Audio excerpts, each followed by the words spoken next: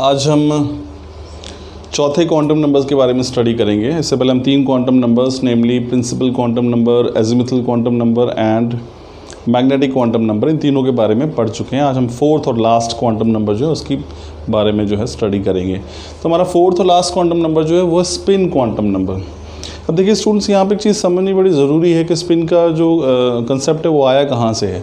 अब देखिए, अगर आपको एक किसी एटम के स्ट्रक्चर की अगर हम बात करें, या किसी हम अपने बहुत सारे मॉडल्स पढ़े होंगे तो उसमें आपने देखा होगा कि हमने पढ़ा है कि एक न्यूक्लियस है, उसके चारों तरफ इलेक्ट्रॉन्स जो हैं वो रिवॉल्व कर रहे हैं।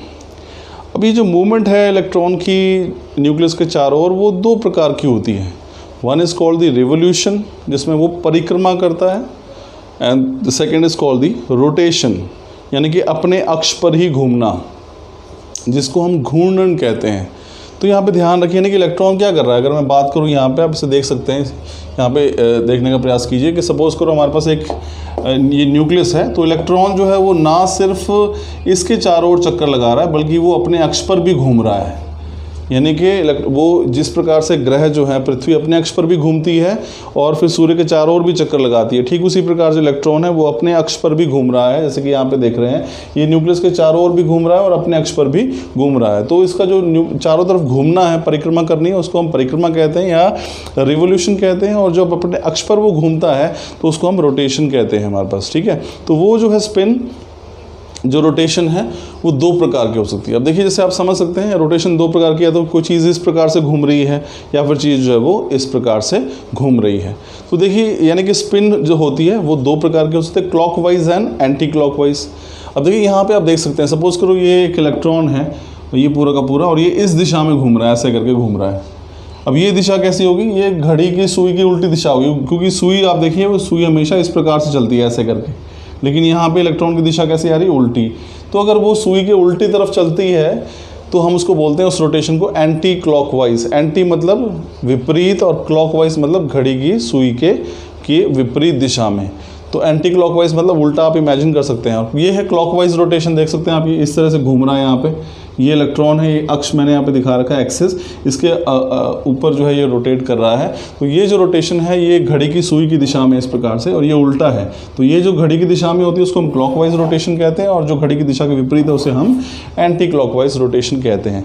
तो जो स्पिन है इसका मतलब इलेक्ट्रॉन की 2 प्रकार की हो सकती है, क्लॉकवाइज स्पिन हो सकती है और एंटी क्लॉकवाइज स्पिन हो सकती है। चलिए अब आगे बढ़ते हैं। इसमें हम पढ़ रहे हैं स्पिन क्वांटम नंबर, इसको हम एस से डेजिग्नेट करते हैं। देखिए स्टूडेंट्स, और यहाँ पे इसकी वैल्यूज़ की बात करें तो it can have only 2 values.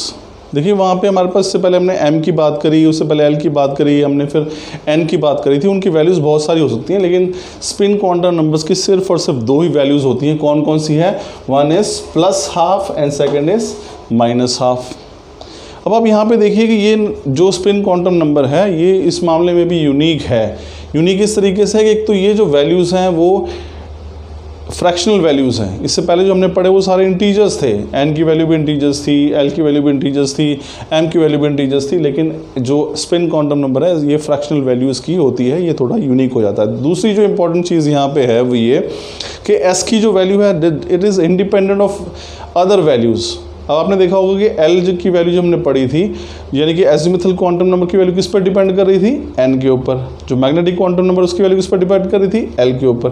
लेकिन S जो है, यानी कि स्पिन क्वांटम नंबर जो है, इसकी वैल्यू किसी और क्वांटम नंबर पर डिपेंड नहीं करती है। सो ये इस मामले में थोड़ा सा यूनिक हो जाता है। ध्यान रखिए, स्पिन क्वांटम नंबर्स की सिर्फ 2 ही वैल्यूज़ होती हैं, एक को बोलते हैं +½ और दूसरे को बोलते हैं -½ ये भी आपको बता दूँ, +½ जो है वो क्लॉकवाइज स्पिन को रिप्रेजेंट करता है और -½ जो है वो एंटी क्लॉकवाइज स्पिन को डेजिग्नेट करता है। चलिए अब हम बात करते हुए, लिखा है हमें +½ जो है वो क्लॉकवाइज स्पिन के लिए और -½ जो है वो एंटी क्लॉकवाइज। यहाँ पे देख सकते हैं ये एंटी क्लॉकवाइज है तो -½ ये क्लॉकवाइज है तो +½ अब हम आगे आते हैं कि इससे जानकारी क्या मिलती है। देखो जानकारी हमने सीधे पहले बात कर ही ली है कि स्पिन क्वांटम नंबर जो है हमें इस बात की जानकारी देगा कि किसी भी इलेक्ट्रॉन की जो रोटेशन है, जो स्पिन है वो कैसी होगी।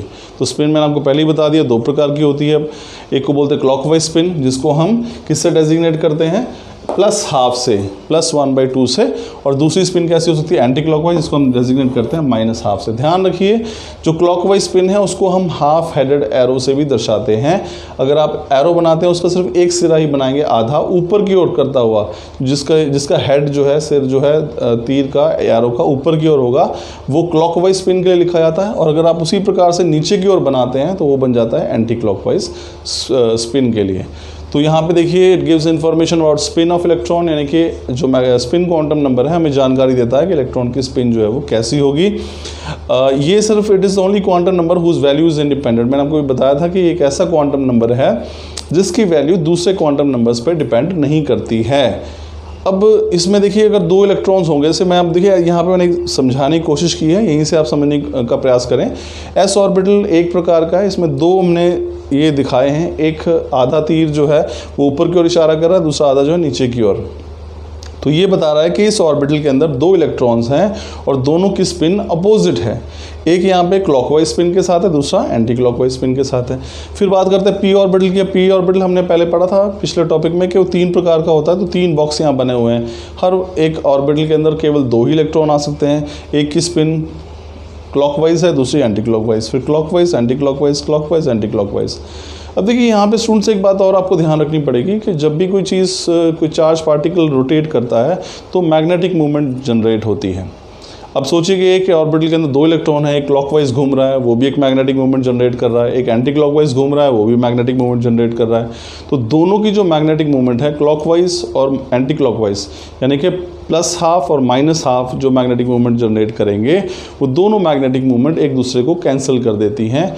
और इसीलिए एक ऑर्बिटल के अंदर जो 2 इलेक्ट्रॉन्स होते हैं अपोजिट स्पिन के साथ, उनकी मैग्नेटिक मूवमेंट 0 होती है। क्यों? क्योंकि जितनी मैग्नेटिक मूवमेंट पैरेलल स्पिन के साथ, यानी कि क्लॉकवाइज स्पिन के साथ जनरेट होती है, उतनी ही मैग्नेटिक मूवमेंट जो है एंटी क्लॉकवाइज जनरेट होती है, लेकिन दोनों एक दूसरे के विपरीत होती हैं, कैंसिल कर देती हैं। उसका नेट रिजल्ट क्या है कि एन ऑर्बिटल जिसके अंदर 2 इलेक्ट्रॉन्स होते हैं उसकी मैग्नेटिक मूवमेंट जो है वो 0 होती है। तो आप किसी की स्पिन मूवमेंट अगर फाइंड आउट करना चाहते हैं, that is given by s × s+1 √h/2π। तो ये हमारे पास स्पिन क्वांटम नंबर्स हैं। लास्ट क्वांटम नंबर था, इसके बारे हमने पढ़ा है। स्पिन क्वांटम नंबर हमें बताता है किसी इलेक्ट्रॉन की स्पिन कैसी है, वो क्लॉकवाइज हो सकती है, एंटी क्लॉकवाइज हो सकती है। वैल्यूज़ की बात करें तो स्पिन क्वांटम नंबर की केवल 2 ही वैल्यूज़ होती हैं, +हाफ और -हाफ। +हाफ जो है वो क्लॉकवाइज स्पिन को दर्शाती है, -हाफ जो है वो एंटी क्लॉकवाइज स्पिन को दर्शाती है। इसको हम क्लॉकवाइज स्पिन को हम हाफ हेडेड एरो जो ऊपर की ओर इशारा करती है उससे दर्शा सकते हैं। एंटी क्लॉकवाइज स्पिन को हम हाफ हेडेड एरो जो नीचे की ओर इशारा करती है उससे दर्शा सकते हैं। तो ये था हमारे पास student spin quantum numbers. This was the last quantum number that we studied. तो इसके साथ ही आपका जो टॉपिक है क्वांटम नंबर्स का वो ख़त्म होता है। Thank you students.